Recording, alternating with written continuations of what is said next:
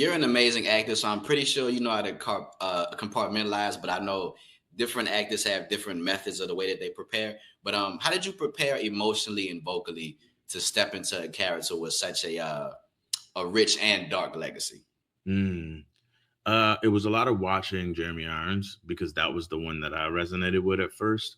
And watching his interviews because I think what happened with him was he's a fantastic actor, brilliant actor, and he brings a lot of his nuances and where he's from into that role. You know, Jeremy sometimes sounds like that in interviews, and How do you think you would prepare for an emotional role?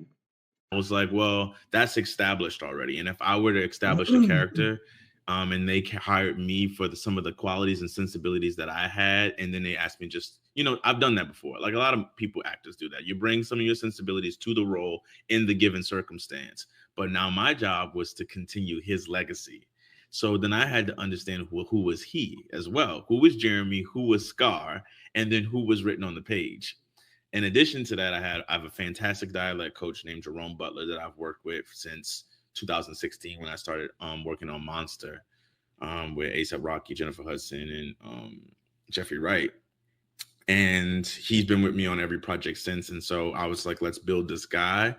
And we used some different references like Draco from Harry Potter at times, and then like Joffrey from Game of Thrones, and then to lighten it, we started using like Ron Weasley at moments, and then finding our own rhythm of it and playing with pacing.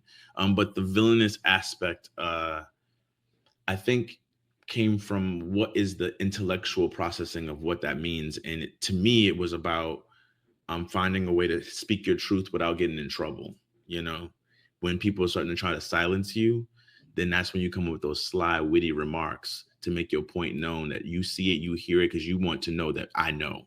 You're not going to just play me like that. I know. And I think that's where the scar starts to come out in the dragging and the drama and all blah blah blah. Whatever that is.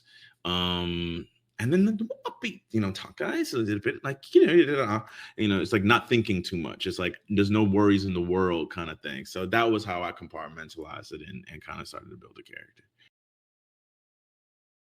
This video raises questions, and I need for you to be extremely honest in the comments when answering them. And just so you know, I have two questions. Number one, have you seen Mufasa, the Lion King? And number two, for those of you who have seen it, let me know your thoughts about the movie in the comments. Because I personally have seen it and absolutely loved it, even though I thought I was not going to like it. Now, please be honest when answering these questions in the comments. Share this video with anyone you deem necessary, and don't forget to like and subscribe to the channel.